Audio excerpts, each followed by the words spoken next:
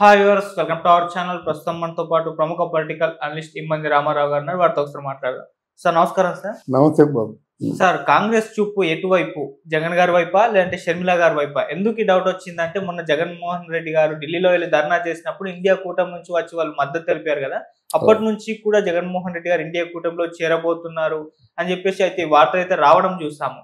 అయితే ఇప్పుడు ఒకవేళ ఇండియా కూటమిలోకి చేరి కాంగ్రెస్ పార్టీకి మద్దతు తెలిపితే మరి షర్మిల గారి పరిస్థితి ఏంటి అని చెప్పేసి, ఎందుకంటే షర్మిల గారు ఇక్కడ అధికారంలో చంద్రబాబు నాయుడు గారు ఉన్నప్పటికీ జగన్మోహన్ రెడ్డి గారిని ఎక్కువగా టార్గెట్ చేయడం, జగన్మోహన్ రెడ్డి గారి పైన ఎక్కువ విమర్శలు చేయడం చూస్తున్నాం. మరి ఇప్పుడు కాంగ్రెస్ ఇంట్రెస్ట్ ఎవరిపైన చూపుతుంది? షర్మిల గారి వైపా లేదా జగన్మోహన్ రెడ్డి గారి వైపా? సార్ మీరేం చెప్తారు సార్? చేప కింద నీరులాగా కొన్ని ప్రయత్నాలు జరుగుతున్నాయి.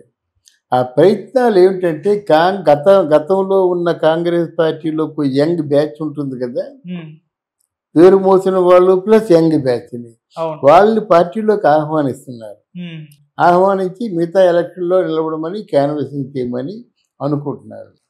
ఇక్కడ వైఎస్ఆర్ జగన్మోహన్ రెడ్డి కానీ కాంగ్రెస్ పార్టీలోకి వస్తే వైఎస్ఆర్ పార్టీలో ఉన్న వాళ్ళందరూ కూడా కాంగ్రెస్ పార్టీలోకి వస్తారు. ఉన్న వాళ్ళందరూ అంటే ఏంటి, 11 మంది అనుకుంటున్న వాళ్ళు ఎంతమంది ఉంటారో తెలీదు. కానీ వైఎస్ఆర్ కాంగ్రెస్ పార్టీలో మీకు ముందు ఫ్యూచర్ లేదని తెలిసి కాంగ్రెస్ పార్టీ ప్రధాన ప్రతిపక్షం అవుతుంది ఇక్కడ. అప్పుడు ఎవరెవరికి గొడవ అవుతుంది? తెలుగుదేశానికి కాంగ్రెస్ పార్టీకి, ఇక్కడ జనసేనకని.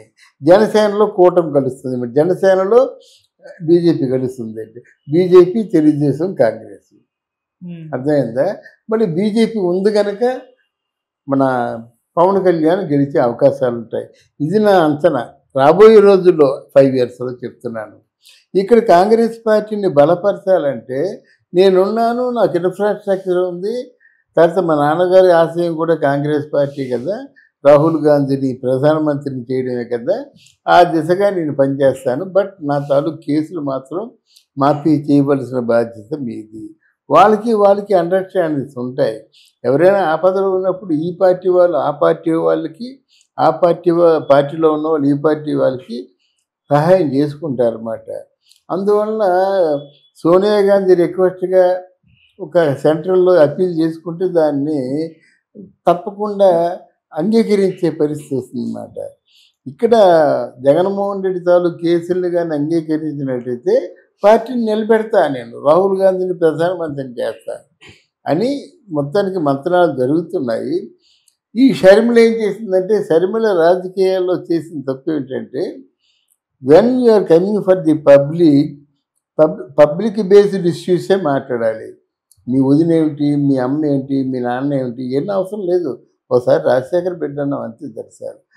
మీ అన్నయ్య నిన్ను కొట్టాడా, నువ్వు మీ అన్నయ్యని కొట్టావా, లేదా ఏదైనా ఆస్తిపాస్తులు గొడవ ఉంటే బయటికి ఎందుకండి? రాజకీయాలు అలా చెప్పుకోకూడదు, సొంత విషయాలు.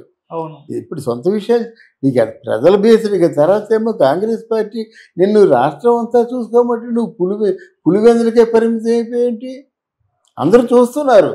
చూస్తున్నట్టు కేవలం పులివెందుల్లో జగన్మోహన్ రెడ్డి ఓడించడం ఒకటే ప్రధానం అనుకుంటున్నావు. నువ్వు నాయకురాల లక్షణాలు నీకు లేవు. అర్థమైందా? పులివెందుల కోసం నిన్ను ఎంపీగా ఎన్నుకోవడం కాదు, పార్టీ అధ్యక్షురాలివి. బ్రహ్మాండంగా టిక్కెట్లు పంచవచ్చు, మంచి యువత ఉన్నారు, వాళ్ళని ఎంపిక చేయొచ్చు. తన వాక్చాతుర్యంతో వాళ్ళు కూడా లక్కీగా బాగా ఎంకరేజింగ్గా ఉండేలా చేయవచ్చు. అలా కాకుండా అక్కడ కడపలో ఉండిపోయాను. మరి ఇవన్నీ పొరపాట్లు జరుగుతున్నాయి కనుక ఆవిడ్ని తొలగిస్తారు. జగన్మోహన్ రెడ్డి తన కండిషన్స్తో తనకు మా పార్టీలో కలిస్తే, పార్టీలో కలిసేసరికి ఆయనకు కొన్ని ప్రయోజనాలు ఉంటాయి. అంటే వైఎస్ఆర్ సిపి అంటే పార్టీలో ఉన్నవాళ్ళు గతంలో చేసిన పొరపాట్లు కానీ ఏవైనా ఉన్నట్టయితే అవి అనుకోకుండా ఆటోమేటిక్గా కొంత మాఫీ అయ్యే ప్రయత్నం ఉంటుంది. వైసీపీలో ఉన్నప్పుడు జరిగింది.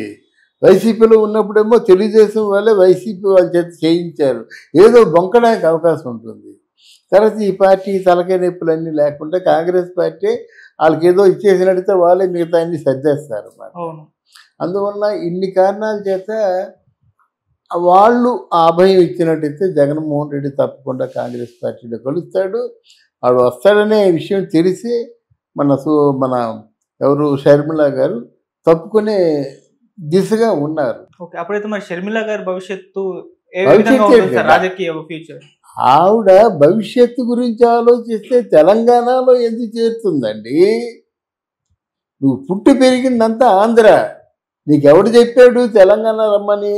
నలుగురి చేత 4 ముట్టికాయలు వేయించుకోకపోతే కానీ తెలంగాణ నా మెట్టి నీళ్ళు అంటావు. అమ్మ ఎప్పుడు పుట్టావు నువ్వు? తెలంగాణకి నువ్వేం చేసావు? ఉద్యమాల్లో పాల్గొన్నావా? ఎన్నిసార్లు జైలుకి వెళ్ళావు అని అడిగారు కదా. దేనికి సమాధానం చెప్పలేదు కదా. నోరేసుకొని బొగ్గితే కాదు, ప్రజలు అన్నీ గమనిస్తారు. తెలంగాణలో ఉండలేక దగ్గర వెళ్ళిపోయిన తర్వాత నువ్వు కాదు ఆంధ్ర రాష్ట్రంలో ఒక 2 సీట్లైనా గెలిపించుకుంటే నీ స్టాండ్ ఏదో తెలిసి ఉండేది. తిట్లు నేను అంత కాదు, వాడిని బాగానే ఖండించాను, ఆయన మీద బాగానే దాడితే మాటలు ఎవరికి కావాలండి? చాలా బాగా కష్టపడ్డాను నేను, ఓడిపోయానంటే ఎలాగవుద్ది? నువ్వు గెలిచినట్టయితే కష్టపడిపోయినా సరే అబ్బో ఓహో రాత్రుల్లో కష్టపడింది గెలిచింది అనుకుంటావు. ఓడిపోయాయి కదా నువ్వు. అందువలన ఇటువంటి రాజకీయ వ్యూహాలు రచించడం చేతగాని వాళ్ళు సహజంగా రాజకీయాల్లోకి రాకూడదండి. ప్రజల్ని మోసం చేయకూడదు. ప్రజల తాలూకు డబ్బు, ప్రజల తాలూకు సమయం 2 వృధా అయిపోతాయి కదా. ఇప్పుడు అదే కదా జరిగింది జగన్మోహన్ రెడ్డి గారి విషయంలో. పరిపాలన చేత కాదు. పరిపాలన చేత కాకుండా ఇప్పుడు అది చంద్రబాబు నాయుడు వచ్చాడు, ఆడ వెళ్ళాడు పరిశ్రమ, ఇక్కడ వెళ్ళాడు ఇంటర్నేషనల్ ఎయిర్పోర్ట్ అన్నాడు, అక్కడికి వెళ్ళాడు, కుప్పం ఎయిర్పోర్ట్ అన్నాడు, ఎక్కడికి వెళ్ళాడు, శ్రీకాకుళం ఎయిర్పోర్ట్ అన్నాడు, మచిలీపట్నం వెళ్ళాడు, ఆయిల్ రిఫైనరీ అన్నాడు. ఎక్కడికి వెళ్తే అక్కడే పరిశ్రమలు పెట్టేస్తున్నాడు అన్నమాట.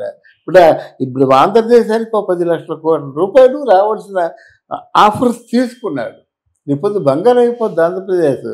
మరి కొంచెం ధనిక రాష్ట్రం అని పేరు పడినటువంటి తెలంగాణ కింద పడిపోతుంది. ఇచ్చిన ఏంటంటే వాగ్దానాలు కూడా నిలబెట్టుకోలేని పరిస్థితి వస్తుంది. దేశం సుభిక్షంగా ఉంటుంది. ఇప్పుడు మా భోగాపురం ఉంది కదా, అక్కడ ఒక్కొక్క మినిమం 10 ఎకరాలు ఉంటుందండి మినిమం. ఆడ గజాలు చెప్పిన అమ్మితే 5,000 గజాలు ఎకరం. మరి గజాలు చెప్పిన అమ్మినట్టు ఎన్ని 100 కోట్లు వస్తాయి. అడుగు డబ్బు వచ్చి తీసుకుని ఊరుకోడు కదా. ఎంతో పెట్టుబడి పెడతాడు. ఇప్పుడు రైస్ మిషన్ మిల్లర్గా రావచ్చు, ఇంకేదో ఇండస్ట్రీ పెట్టవచ్చు. అందరి చేతుల్లో డబ్బులు ఉంటాయి. 10 రూపాయలు కలత ఉన్నోడికి చేతిలో 10 కోట్లు ఉంటాయి. అందువల్ల ఏదైనా కోట్లు ఉంటే ఊరుకోలేము కదా, ఏదో పెడతాం. అందువల్ల సంపదను సృష్టించడం తెలిసిన వాడు కనుక ఇంత దర్జాగా ఉన్నాం అందరేని. ఇప్పుడు పిఠాపురం, కాకినాడ, రాజమండ్రి 3 కలిసిపోతాయి. అందువలన సంపద సృష్టించడం తెలియకుండా ఈ షర్మిల లాంటి వాళ్ళు, జగన్మోహన్ రెడ్డి లాంటి వాళ్ళు ఎన్ని సంవత్సరాలు ఉన్నా ఇదే గతి. జనాన్ని పీడించుకొని దోచుకొని తినడమే తప్ప ప్రజలకి నయా పైసా మంచి జరగదు.